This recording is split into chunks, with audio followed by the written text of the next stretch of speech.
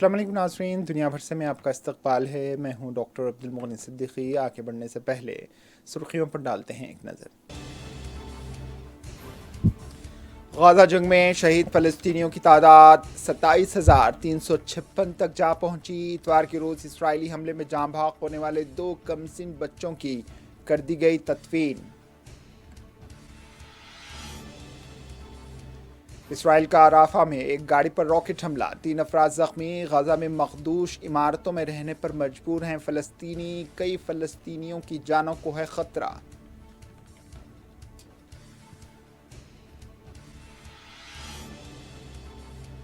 वस्ती चिली में आग का कहर जारी, मरने वालों की तादाद 46 तक जा पहुंची।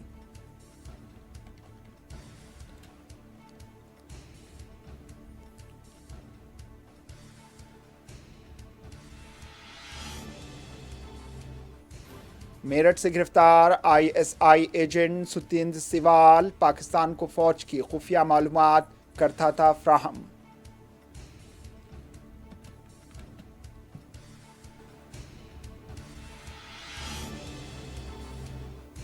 अरविंद केजरीवाल ने दिल्ली के कराड़ी में 2 नए सरकारी स्कूलों का रखा संगे बुनियाद, बीजेपी को बनाया तनकीद का निशाना। कहा, बीजेपी में चले जाओ तो सारा खून होता है मुआफ।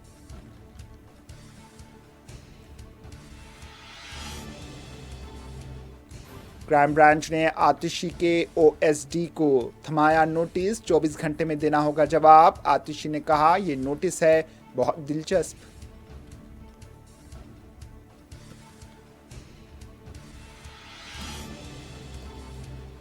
पीएम मोदी ने आसाम में 11,600 करोड़ रुपए के प्रोजेक्टों का किया आगाज। कहा, इस पहल से शुमाल मशरक़ी नहीं, जनूबी एशिया में भी होंगे राबते मजबूत।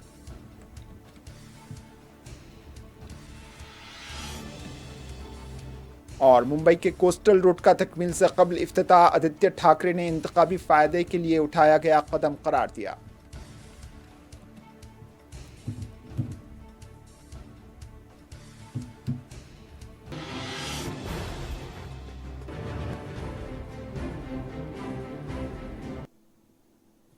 सुर्खी आपने देखी, अब पेश है खबरों की तफसील। इतवार को राफा में फ़लस्तीनियों को उनके घर पर हमले के बाद मलबा हटाते देखा गया। एक रोज़ कबल इसराइली हमले में यह मकान ढेर हो गया था। एक नौजवान रिहायशी ने बताया कि इसराइल की जानिब से अनकला के लिए 2 वार्निंग भेजे जाने के बाद इस हमले में कोई भी जख्मी या हलाक नहीं हुआ था और रिहायशी इसके होने से 20 मिनट कबल ही फरार होने में कामयाब हो गए थे। गाज़ा के महकूम सेहत के हुक्काम का कहना है कि जंग के आगाज़ से अब तक 27,000 से ज़्यादा फ़लस्तीनी शहीद हो गए हैं, जबकि मज़ीद हज़ारों के खंडरात में गुम होने का खदशा है। इसराइली हुक्काम का कहना है कि उनका मकसद हमास को ख़त्म करना है, जिसने अपने अक्टूबर के हमलों को दोहराने का अज़्म किया है और यरगमालियों को वतन वापस लाना है, जिनमें से अक्सर ख़वातीन और बच्चे हैं। राफा में फ़लस्तीनियों ने इतवार को 2 फ़लस्तीनी बच्चों को अलविदा किया जो रात भर इसराइली फ़िज़ाई हमले में हलाक हो गए थे। दोनों बच्चों में से एक के रिश्तेदार ने बताया कि इसराइली फ़िज़ाई हमले में राफा के इलाके अस्सलाम में ख़वातीन और बच्चों से भरे एक कमरे को निशाना बनाया गया।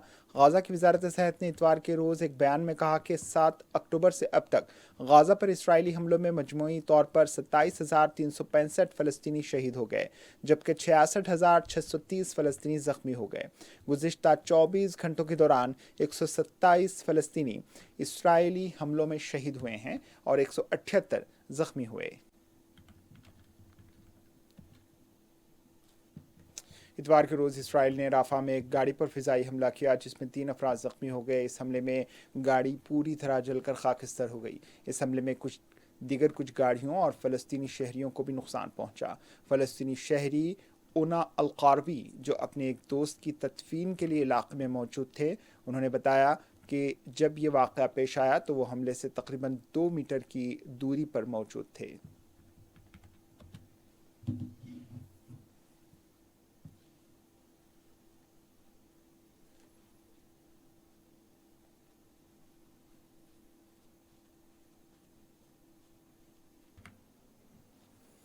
इतवार के रोज़ इसराइली फ़ौज ने एक वीडियो जारी की जिसमें लुबनान में हिजबुल्लाह के ठिकानों पर किए गए धमाकों को दिखाया गया।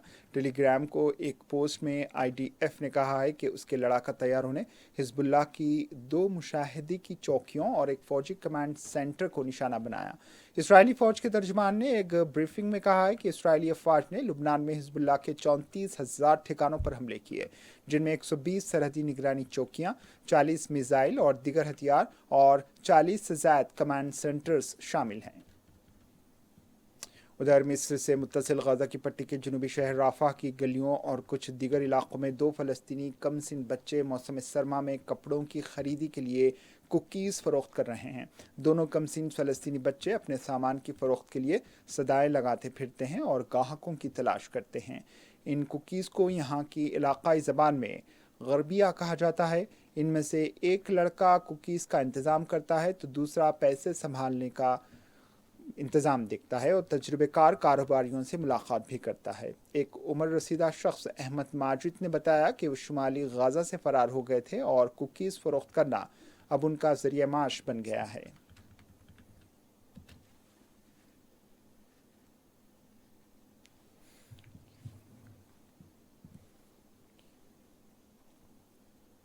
कुछ बेघर फ़लस्तीनी अब तबाहशुदा इमारतों पर रहने पर मजबूर हैं। हालांकि इस तरह की इमारतों के गिरने से उनकी जान को मज़ीद ख़तरा लाहक है। अक़वाम मुत्तहिदा के रिलीफ एंड वर्क्स एजेंसी के मुताबिक 31 जनवरी तक गाज़ा की पट्टी में 1.7 मिलियन अफराद, आबादी का 75% से ज़्यादा बेघर हो चुका है। गुज़िश्ता बयान में UNRWA ने कहा था कि गज़ा में 60% से ज़्यादा इमारतों को इसराइली बमबारी से नुकसान पहुंचा है। शुमाली गाज़ा के जबालिया पनाह गज़ीन कैंप में वाक़ अक़वाम मुत्तहिदा के एक बुनियादी स्कूल की तबाहशुदा दीवारों में से फ़लस्तीनी ख़ानदान तबाहशुदा या तबाहशुदा इमारतों में पनाह ले रहे हैं, क्योंकि उनके पास महफूज पनाहगाहें नहीं हैं। गुज़िश्ता चंद हफ्तों के दौरान इस स्कूल पर इसराइली बमबारी की गई थी। इसराइली फ़ौज के अनक़ला के बाद फ़लस्तीनी ख़ानदानों ने इस स्कूल में रहने को तरजीह दी। गाज़ा में रहने वाले फ़लस्तीनियों के पास पनाह के मौक़े ख़त्म हो रहे हैं।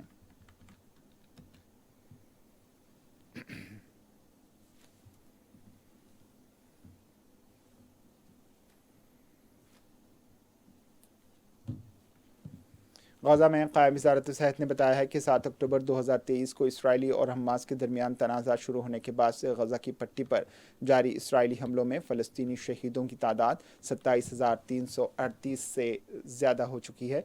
एक प्रेस बयान में वज़ारत ने कहा है कि इसराइली हमलों में गुज़िश्ता 24 घंटों के दौरान 107 फ़लस्तीनी शहीद और 165 ज़ख्मी हो गए, जिससे ज़ख्मियों की कुल तादाद 66,452 हुई।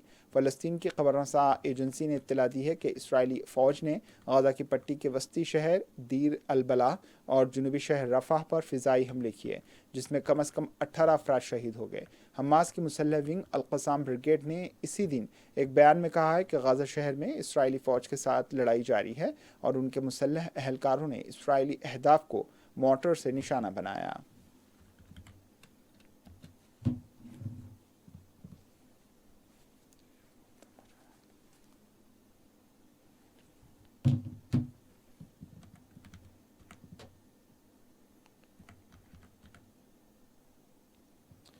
यमन के दारुल हुकूमत सना के साथ साथ हिजा, धमर और अलबैज़ा समेत कई मुकामात पर हफ्ते की रात एक बार फिर अमेरिकी और बरतानवी इत्तेहादी अफवाज ने हमला किया, जो एक ही दिन में मुल्क पर हमलों का तीसरा दौर है। अमेरिकी और बरतानवी इत्तेहाद ने यमन के शहर सादा के मशरक़ी हिस्से पर 3 हमले किए। शाम के वक्त इत्तेहाद ने मगरबी यमन के बंदरगाही शहर अल हदीदा के 2 इलाकों में फ़िज़ाई हमले किए, जिसके बाद यमन के दारुल हुकूमत सना के साथ साथ हिजा, धमर और अलबैज़ा समेत दीगर इलाकों पर फ़िज़ाई हमले किए गए। यमन के हौसी ग्रुप के ज़ेर कंट्रोल मिस्रा टीवी स्टेशन के मुताबिक सना में जिन इलाकों पर हमला किया गया उनमें ज़िले बनी होशीश के अलावा जुरूब में अल हिंदैन और अतान शामिल है। CNN के मुताबिक 2 अमेरिकी अहदेदारों ने कहा है कि अमेरिका ने कम अज़ कम 10 मुकामात पर हौसी ग्रुप के कम अज़ कम 30 अहदाफ को निशाना बनाया।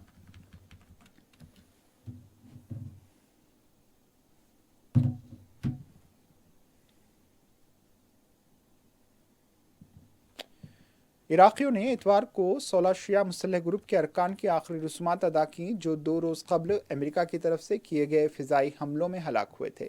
बगदाद के इलाके अलकायम में होने वाली नमाज जनाजा के दौरान सोगवारों ने लाशों को ले जाने वाली एम्बुलेंस के पीछे मार्च किया और इराकी झंडे लहराते हुए नारे लगाए। अमेरिका ने इराक और शाम में ईरानी पासदारान इनकलाब और उसकी हिमायत मलेशिया के खिलाफ 85 से ज़्यादा ठिकानों पर फ़िज़ाई हमले किए, जिसमें मुबैना तौर पर तकरीबन 40 अफराद हलाक हो गए।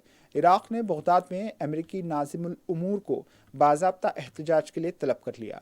इराक की पॉपुलर मोबिलाइजेशन फोर्सेस, जो ईरान की हिमायत याफ्ता ग्रुप समेत एक रियासती सिक्योरिटी फोर्स है, ने कहा है कि उसके 16 अरकान हलाक हुए हैं, जिनमें जंगजू और तिब्बी अमला भी शामिल है।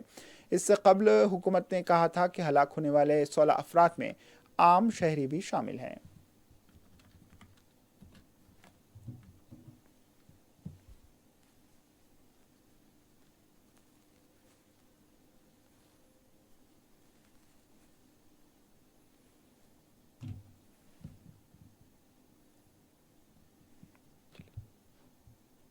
खबर चिली से। वस्ती चिली के जंगलात में लगने वाली आग पर काबू पाने के लिए फायर फाइटर्स काम कर रहे हैं। इस आग में अब तक कम से कम 46 अफराद हलाक हो गए। चिली के फायर डिपार्टमेंट की जानिब से जारी की गई एक वीडियो में देखा जा सकता है कि हवा में धुएं के स्याह बादल उठ रहे हैं, जबकि कई फायर फाइटर्स जोल्पारेसू इलाके के पहाड़ी इलाके में आग बुझाने की कोशिश में मसरूफ़ हैं। सदर ने इस आग में अमवात की तस्दीक की है। चिली के कुदरती आफात से मुतल्लिक इदारे सेना परेड का कहना है कि हलाकतों की तादाद का मतलब है कि ये गुज़िश्ता एक दहाई में चिली के जंगलात में लगने वाली आग की सबसे मुहल्लिक वाक़या है। चिली में मौसम गर्मा के महीनों में जंगलात में लगने वाली आग कोई गैर मामूली बात नहीं, और गुज़िश्ता साल रिकॉर्ड गर्मी की लहर की वजह से तकरीबन 27 अफराद हलाक और 4 लाख हेक्टेयर से ज़्यादा रकबा इस आग से मुतासिर हो चुका है।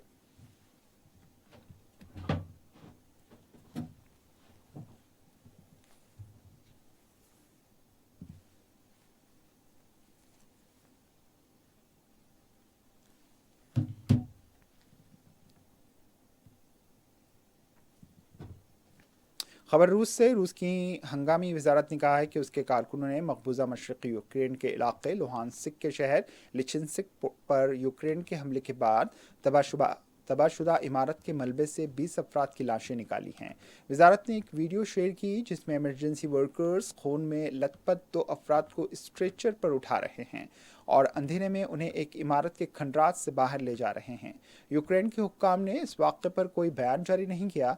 रूसी वजारत ख़ारजा के तर्जमान मारिया ज़खावर्दा ने कहा है कि हमले के वक्त इमारत में दर्जनों शहरी मौजूद थे और मगरबी हथियार इस हमले में इस्तेमाल किए गए।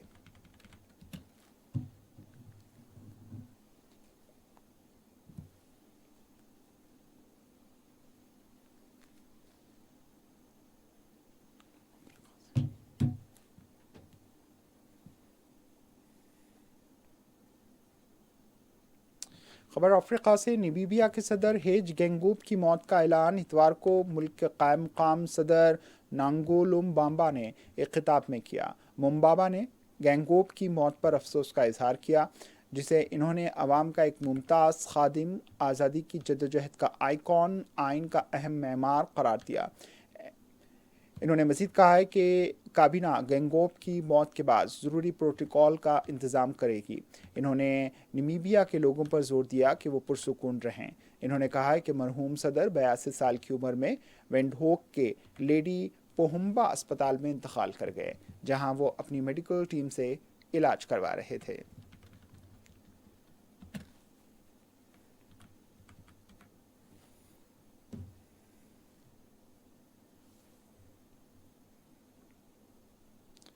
कौमी खबरों पर नज़र डालते हैं। यूपी के इंसदाद दहशतगर्दी स्क्वाड यानी UPATS ने मेरठ से पाकिस्तानी ISI एजेंट को गिरफ्तार कर लिया।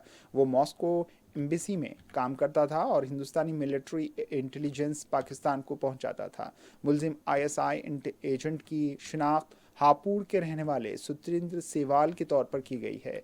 इल्ज़ाम है कि मॉस्को एम्बेसी में IBSA के अहदे पर तैनात सुरेंद्र सेवाल पाकिस्तानी ISI को भारतीय फौज के बारे में इंटेलिजेंस मालूमात फराहम करता था। इस सिलसिले में यूपीएटीएस की तरफ से जारी करदा रिलीज में कहा गया है कि यूपीएटीएस को इस बारे में खुफिया इत्तला मिली थी। मुलजिम साल 2021 से रूस की राजधानी मॉस्को में हिंदुस्तानी सफारतखाने में इंडिया सिक्योरिटी असिस्टेंट के तौर पर तैनात था। इसके पास से 2 मोबाइल फ़ोन, एक आधार कार्ड, एक पैन कार्ड और एक शनाख्ती कार्ड भी बरामद हुआ।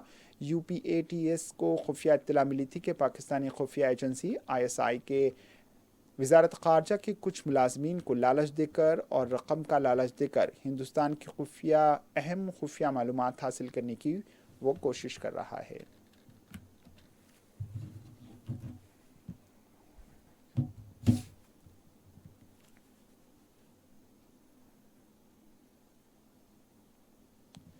आम आदमी पार्टी के कन्वीनर और दिल्ली के वज़ीर आला अरविंद केजरीवाल ने इतवार को कराड़ी असम्बली हल्के में 2 नए सरकारी स्कूलों का संग बुनियाद रखा। इसके बाद इन्होंने जलसे आम से खिताब किया। इस दौरान केजरीवाल ने बीजेपी पर सख्त निशाना लगाया। इन्होंने कहा है कि हम दिल्ली में जहां भी स्कूलों, मोहल्ला क्लिनिक और अस्पतालों का इफ्तिताह करने जाते हैं, ये दूसरी पार्टी के लोग हमें गालियां देने आते हैं। केजरीवाल ने यह भी कहा है कि बीजेपी चाहती है कि हम उनकी पार्टी में शामिल हों, लेकिन हम नहीं झुकेंगे।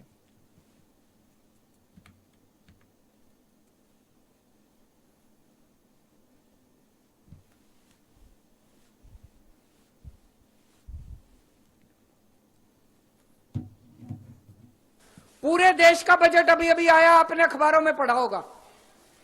पूरे देश पे केंद्र सरकार स्कूलों और अस्पताल के ऊपर 4% बजट खर्च कर रही है। पूरे देश का 4% बजट स्कूल और अस्पताल पे केंद्र सरकार। दिल्ली सरकार पिछले 8 साल से हर साल 40% बजट अपना स्कूल और अस्पताल पे खर्च करते हैं। 40%।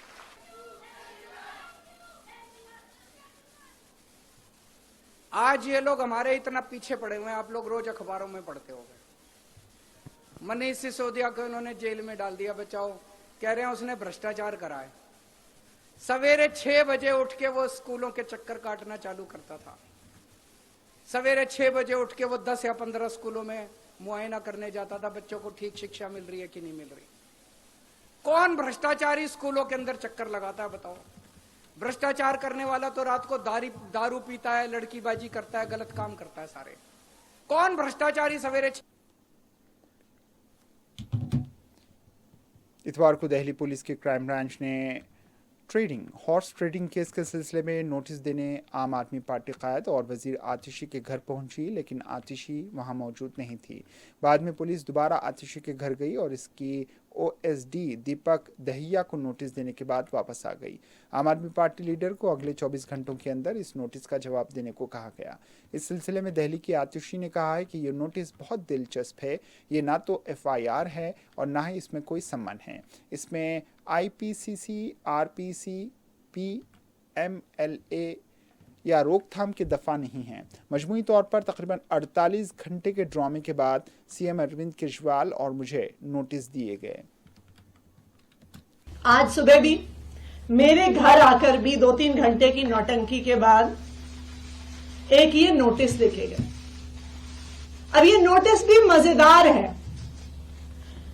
ये नोटिस ना तो एफआईआर है, ना ये किसी प्रकार का समन। वज़ीर आज़म नरेंद्र मोदी ने इतवार को आसाम में 11,600 करोड़ रुपए के मुख्तलिफ तरक्याती प्रोजेक्टों का आगाज़ किया। पीएम मोदी ने यहाँ खानपारा में वेटरनरी कॉलेज के मैदान में मुनक़दा एक तक़रीब में कहा है कि इन इक़दामात से न सिर्फ शुमाल मशरक़ में बल्कि बाकी जनूबी एशिया में भी राबते मजबूत होंगे।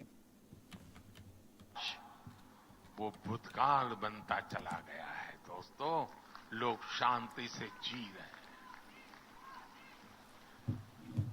असम के 7,000 से ज्यादा नौजवानों ने भी हथियार छोड़े हैं।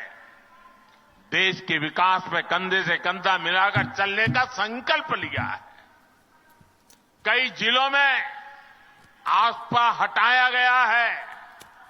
जो क्षेत्र हिंसा प्रभावित रहे, आज वो अपनी आकांक्षाओं के अनुसार अपना विकास कर रहे हैं और सरकार उनकी पूरी मदद कर रही है।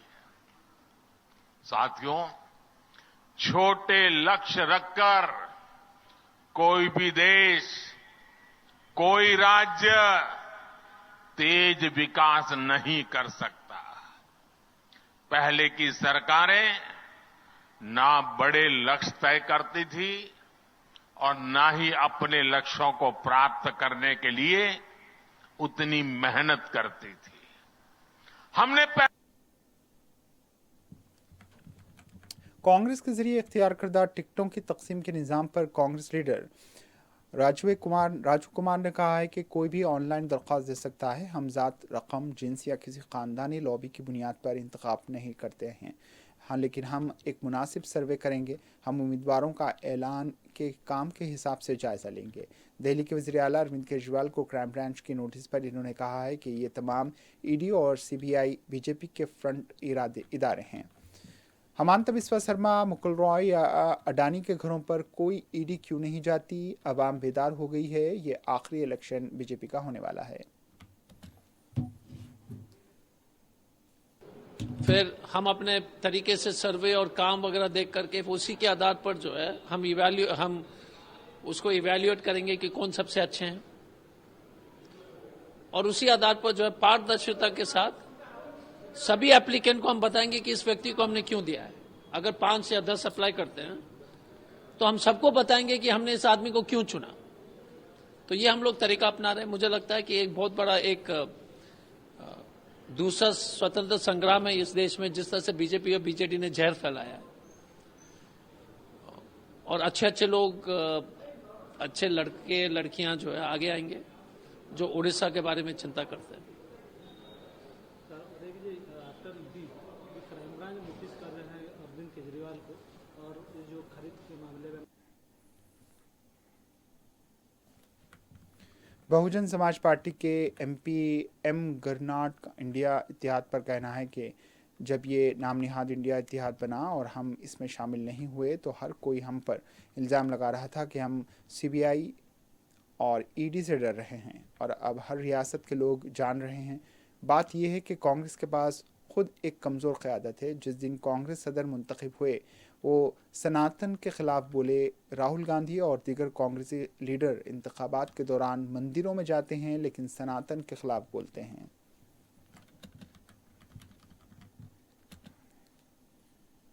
कांग्रेस में खुद लीडरशिप कमजोर है, कंफ्यूज है, इसीलिए 3 साल ये अपना अध्यक्ष नहीं बना पाए। और जिस दिन अध्यक्ष बना अध्यक्ष ने आते ही पहले दिन सनातन के खिलाफ बोला। उसके ठीक दूसरी तरफ जब प्रदेशों में चुनाव होते हैं, राहुल गांधी जी और कांग्रेस के दूसरे नेता मंदिरों में जाते हैं, जनेऊ पहनते हैं और वो सनातन के खिलाफ बोल रहे हैं। हमारा नेता सदन अधीर रंजन वहां महामहिम राष्ट्रपति को राष्ट्र की पत्नी कहते हैं। तो ये लोग मोए लीडरशिप। झारखंड की हुक्मरान पार्टी के एमएलए फ्लोर टेस्ट से पहले हैदराबाद मुंतकिल होने पर झारखंड मुक्ति मोर्चा के एमएलए लोबन हेम्ब्रोन ने कहा है कि हैदराबाद जाने की क्या जरूरत थी। अगर हम मुत्तहिद हैं तो हमें यहीं रहना चाहिए। से न पूछा गया और न हम जाते थे। चले गए लोग, चले गए। आप क्यों गए अब वही लोग बताएंगे। जाना चाहिए था। हमारे समझ से क्यों जाना चाहिए था? क्यों जाना चाहिए था? जब हम एक है तो एक है, यहीं पर रहना चाहिए। अगर इतना ही डर है, भय है, तो एक जगह रहना चाहिए ना। तो फिर वहां जाने का क्या मतलब था? हम नहीं गए, कौन उठा लेगा हमको? कौन हमको खरीद लेगा? मतलब जो बिकने लायक है कहीं बिक जाएगा, ये कह रहे हैं। बिकने वाला तो आपने कहा कि भाई वो तो कहीं भी बिक जाएगा, बिकने वाला कहीं भी बिक जाएगा।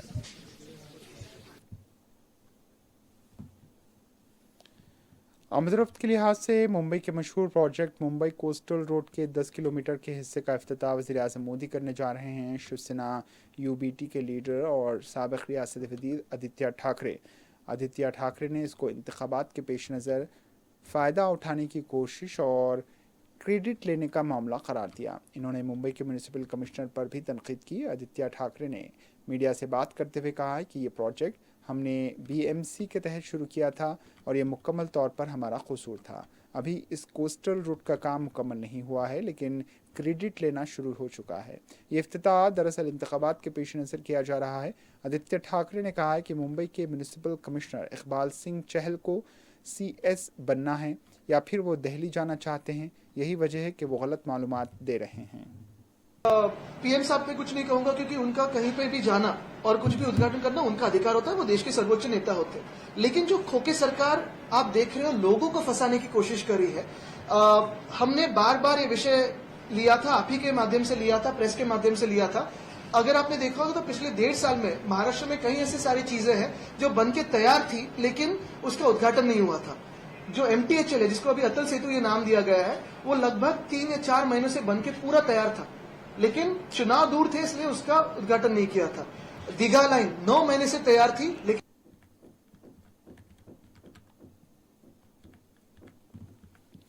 आखिर में सुर्खियों पर एक और नजर।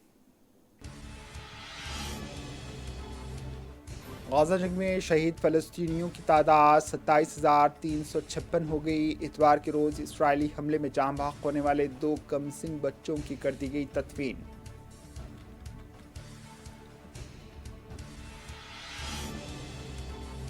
इसराइल का राफा में एक गाड़ी पर रॉकेट हमला, 3 अफराद जख्मी। गाजा में मखदूश इमारतों में रहने पर मजबूर हैं फलस्तीनी, कई फलस्तीनियों की जान को है खतरा।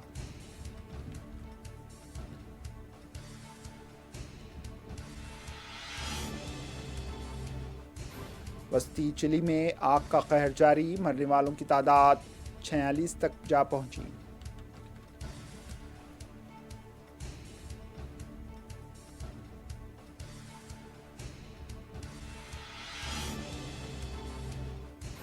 मेरठ से गिरफ्तार ISI एजेंट सुतेंद्र सिवाल पाकिस्तान को फौज की खुफिया मालूमात करता था फराहम।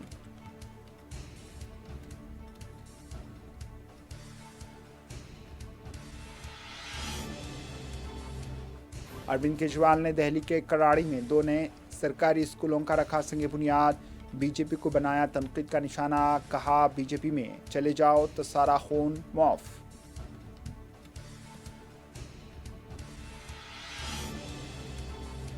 क्राइम ब्रांच ने आतिशी के OSD को थमाया नोटिस, 24 घंटे में देना होगा जवाब। आतिशी ने कहा ये नोटिस है बहुत दिलचस्प।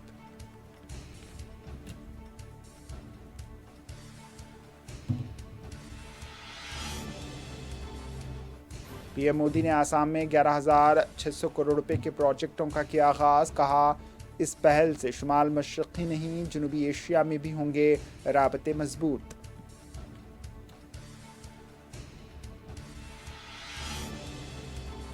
और मुंबई के कोस्टल रोड का तकमील से कबल इफ्तिताह, आदित्य ठाकरे ने इंतखाबी फायदे के लिए उठाया गया कदम करार दिया।